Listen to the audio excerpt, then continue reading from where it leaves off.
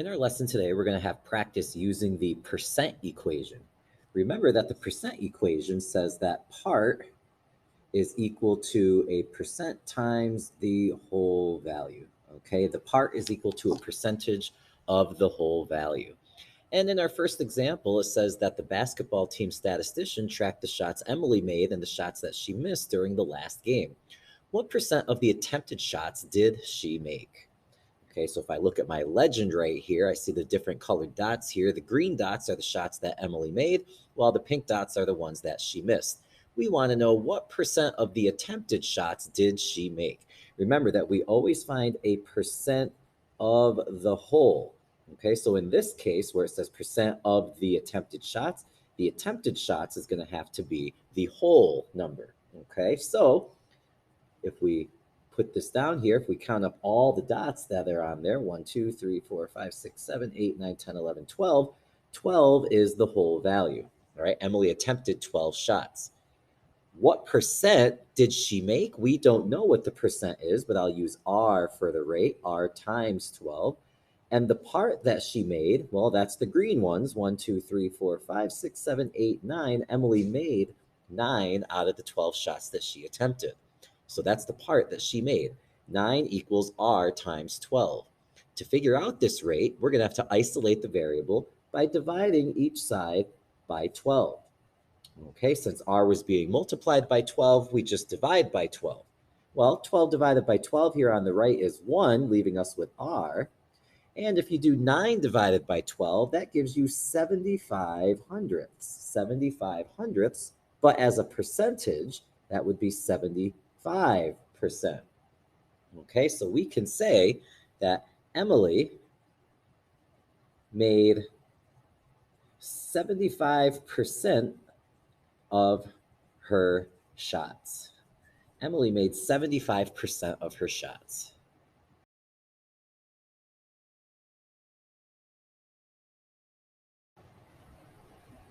In the triad example, we're told that Camilla makes 2 out of the 5 shots that she attempted.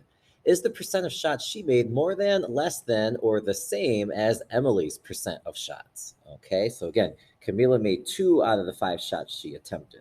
So if we set up our percent equation, part equals percent times whole, once again, we're trying to figure out the percentage of shots made. All right, so we know that she attempted 5 shots, so that's going to be the whole value. She made 2 of them, that's the part, and we're looking for R, the rate, right? The percentage of shots that Camilla made. To isolate R in this example, we'll divide each side by 5. Okay, on the right, 5R divided by 5 is just R. 2 divided by 5 on the left is 4/10. Convert that into a percentage, and that would be 40%. So Camilla made 40% of her shots. Is the percent of shots that she made more than, less than, or the same as Emily's? Well, back up here, we knew that Emily made 75% of her shots. So we can say that Camilla's percent made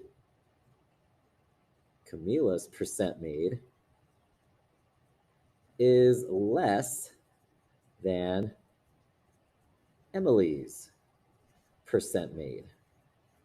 Okay, Emily made 75% of her shots, while Camilla only made 40% of hers.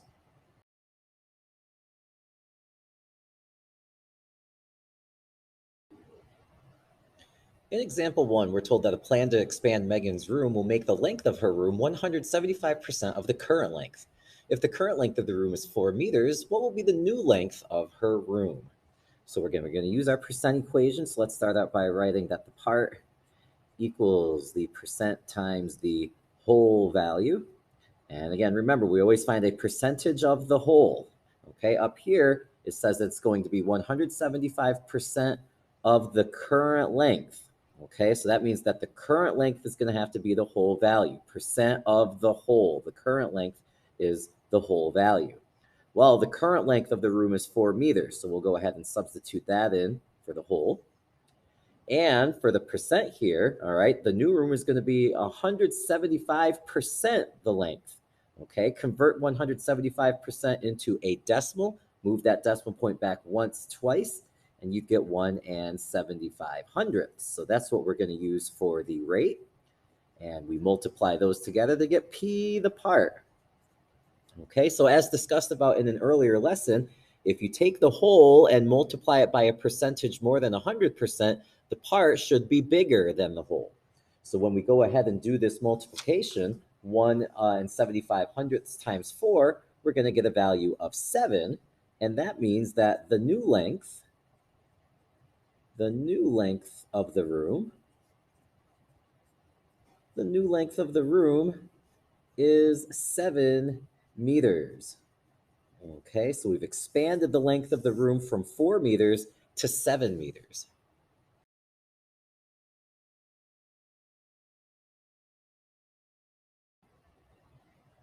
In example 2, it says the nutrition label shows the percent of recommended daily intake for nutrients found in a serving of soy milk. How many milligrams of calcium should you consume each day? All right, so here's our carton of soy milk and the magnifying glass. We can see some of the nutrients here. We've got the vitamin D, calcium, iron, potassium. We're interested in how many milligrams of calcium you should consume. So we see the calcium right here. And it says that in one serving of the soy milk, you would get 20% of your daily intake of calcium, which works out to be 260 milligrams. So we're going to use that information and our percent equation, part equals percent times whole. And this is going to help us figure out how many milligrams of calcium you should have each day. Now, this 260 milligrams is only 20% of your daily intake. So since this isn't all of it, this is going to have to be the value of the part. Okay, so for the part, we're going to substitute in our 260 milligrams, and that equals 20%, which is 2/10, times some number W, which would represent the whole amount of calcium that you should have each day. Well, to isolate our variable W in this example, since it's being multiplied by 2/10, we'll have to divide by 2/10 on each side. 2/10 W divided by 2/10 is just W. And if you do 260 divided by 2/10, that's going to give you an answer of 1,300. Okay, so this means that you should consume 1,300 milligrams of calcium each day. Okay, so in one serving, you get 260 milligrams of calcium, which is 20% of your daily intake. In a whole day, you should take 1,300 milligrams of calcium.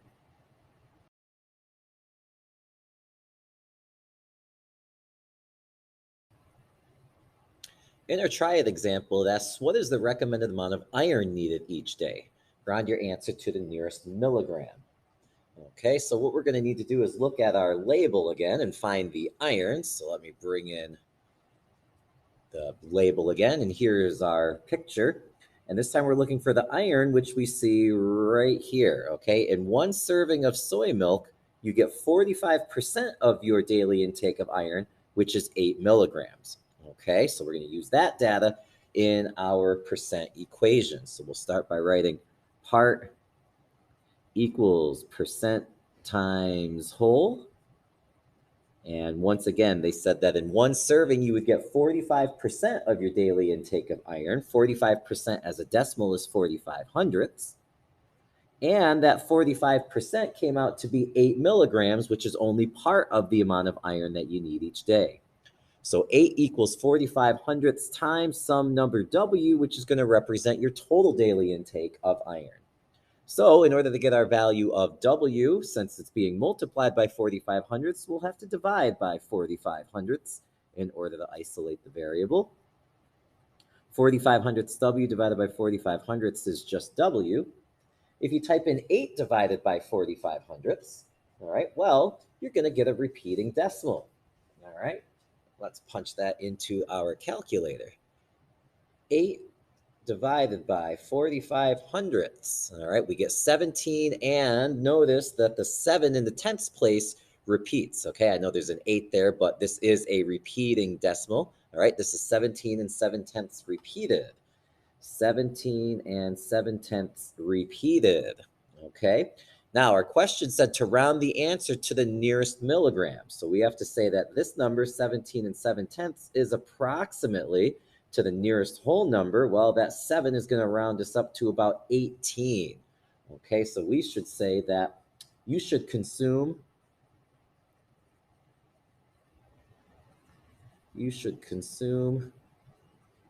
about 18 milligrams of iron each day.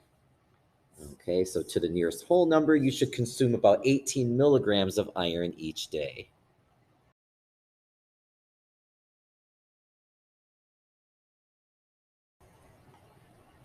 In example 3, it says that in science class, students compared their vertical reach and their height to see if they are proportional.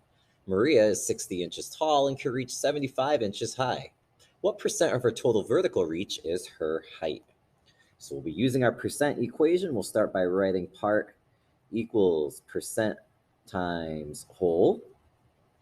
And again, we're going to read the question carefully to see how we're supposed to set this up. Remember, you find a percent of the whole.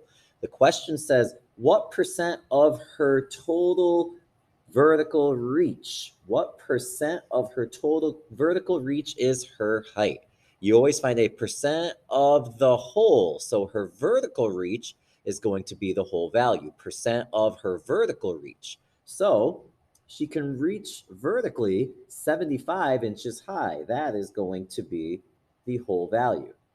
What percent, that's what we're looking for, R the rate, so R times 75 equals the part. Her height is only part of her vertical reach. Her height is 60 inches, so that'll represent the part. 60 equals R times 75. In order to isolate R in this case, we're going to have to divide each side by 75. 75R divided by 75 is just R. 60 divided by 75 is 8/10. But again, we need to make that a percentage now. 8/10 as a percent is 80%. Okay, so we can say that Maria's height is 80% of her vertical reach. Maria's height is 80% of her vertical reach.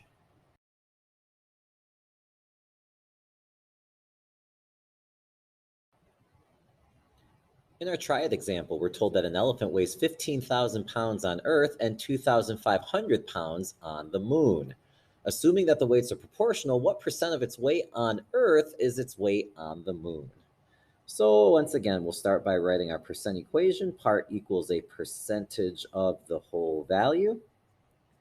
And again, it says what percent, that's what we're looking for. So let's use R as our variable for the rate.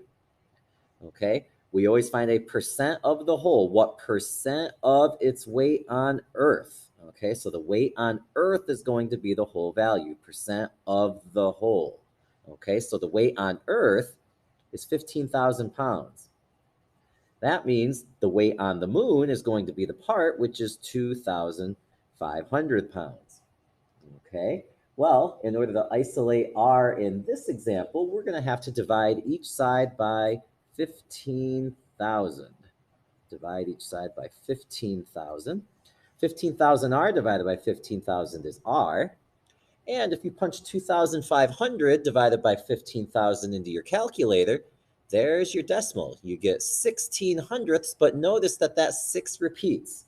Okay, so we're going to write 16 hundredths where the 6 repeats, so put the bar only over the 6. But again, we need this to be a percentage. So remember, to change a decimal into a percentage, move this decimal point 2 times to the right.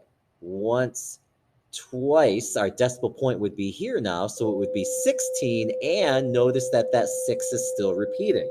So this is going to be 16 and 6/10 repeated percent, better known as 16 and 2/3 percent. All right, 6/10 repeated is equal to the fraction of 2/3. So we can say the elephant's weight on the moon, the elephant's weight on the moon is 16 and 2/3% of its weight on Earth. Okay, the elephant's weight on the moon is 16 and 2/3% of its weight on Earth.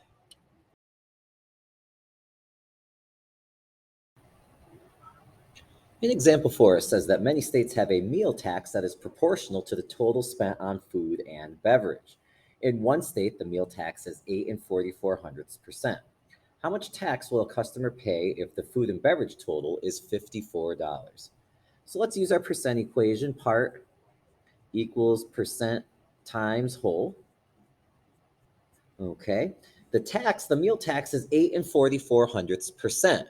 We're going to convert that into decimal form so that we can use our equation. Remember, this decimal point is going to have to move back to the left twice. Once, twice. So that would be equal to 844 ten thousandths when you move the decimal point 2 places to the left. Okay. Now, the tax is proportional to the total spent on food and drinks. So the total beverage and food amount was $54, and that's going to be your whole value. Okay, we don't know how much the tax is going to be, but it's 8 and 44/100% of the bill, which was $54. So I'll substitute 54 in for the whole value, and P, the part that we're calculating, is going to be the tax. Okay, so once again, we'll use our calculator. And we're going to do 844 ten thousandths multiplied by 54. And there is the value of P, 4 and 5,576 ten thousandths. P equals 4 and 5,576. Now remember that this number is supposed to represent the tax, and tax is money. Since tax is money, this can't be our answer because money only has 2 decimal places. So we're going to have to take this answer and round it to the nearest hundredth. 4 and 5,576 ten thousandths is approximately, well, right now it looks like 55 thousandths, or hundredths rather. We check the thousandths place where we see a 7. That's going to be enough to round 55 hundredths up to 56 hundredths, approximately 4 and 56 hundredths. And this will be the amount of tax. Okay, so you will pay $4.56 in tax. Okay, a tax is always a percentage of the bill. In this case, the bill was $54. 8 and 44/100% of $54 comes out to be about $4.56.